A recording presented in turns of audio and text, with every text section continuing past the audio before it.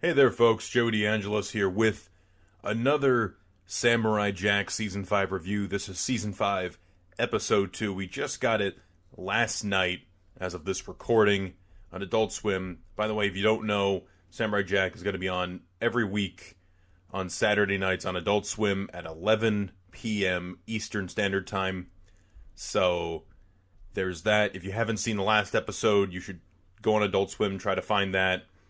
Somebody might have uploaded it somewhere, but regardless, you should really check out the first episode because that was really solid. And now this week's episode. This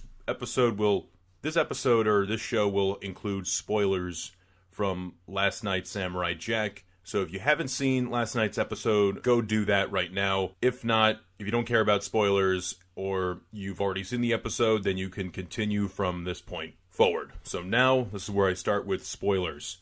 Last night's episode it was a really nice tonal shift.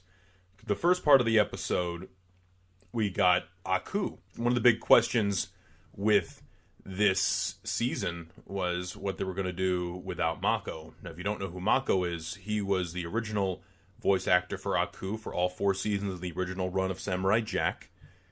And he was amazing. He's honestly at least 50 or 60% of the reason why a lot of people probably enjoyed the show. I mean, every week or every episode you had his little, spiel or introduction.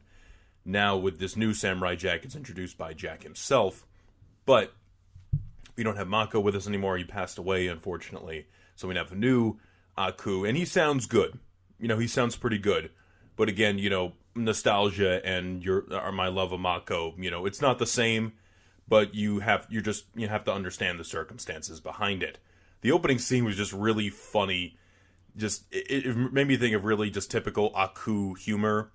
It made me think of when Aku ordered a bounty hunter, similar how someone would order a pizza. This is where Aku, is getting tributes from people, is getting kind of tired of it, and he goes down to basically talk to a therapist version of himself about Jack.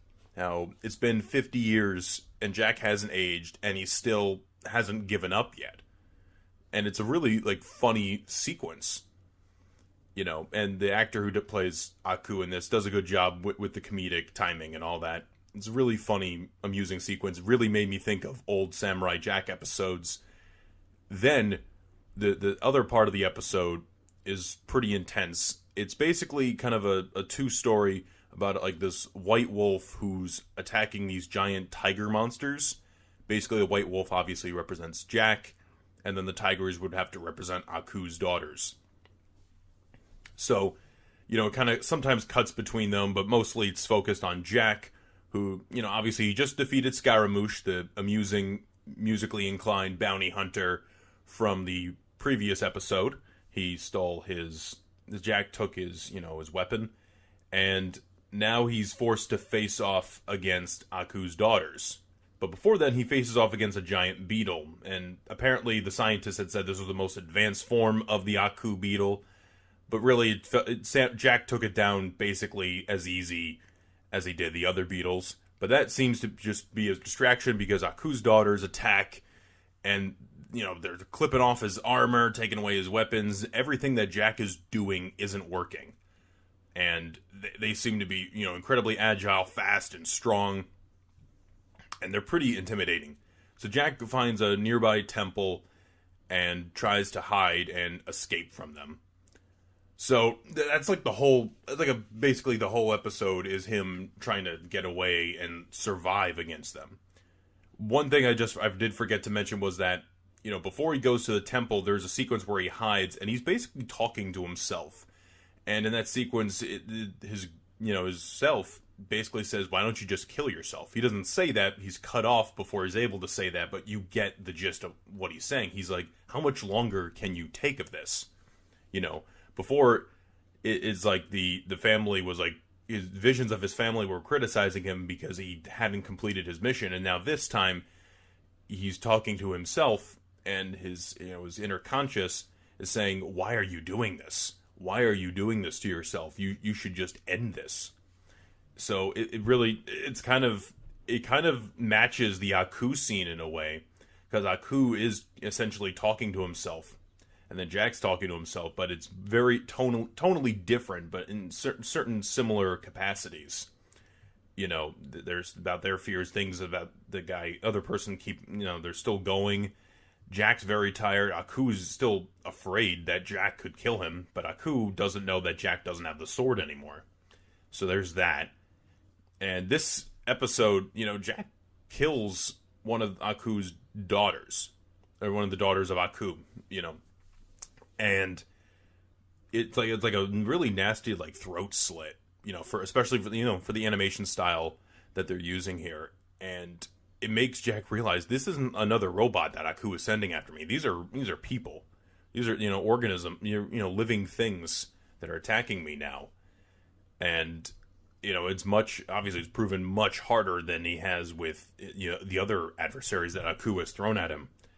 So then, what I really liked about this episode as well was that you didn't necessarily need to watch the previous episode, but there's a really nice little nod to the previous episode where he steals the tuning fork, the sound resonator, whatever weapon he stole from Scaramouche, and he uses it to blow up a part of the temple. And it's a nice little this has continuity between episodes, which is something. The only continuity really with the other episodes usually was that Jack knew the Scotsman already, and that we all know the story of Samurai Jack and how he got to the future. Other than that, a lot of the episodes you could argue could be watched in almost any order. Somebody might disagree with me on that, but some of the episodes you can skip around or rearrange and wouldn't have wouldn't change that much.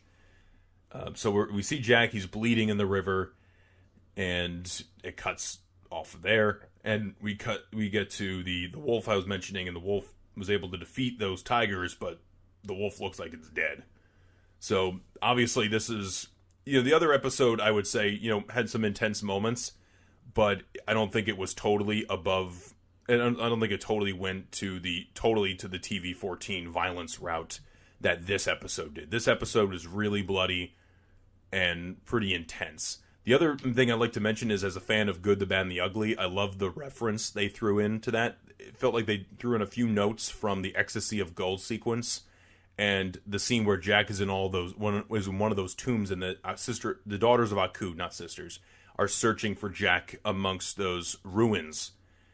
Really made me think of them, going after the gold in The Good, the Bad, and the Ugly. Anyway, this was another great episode of Samurai Jack. They raise the bar once again. Next week looks really entertaining. What do you guys think of Jack so far? What are your predictions for next week's episodes and for future episodes?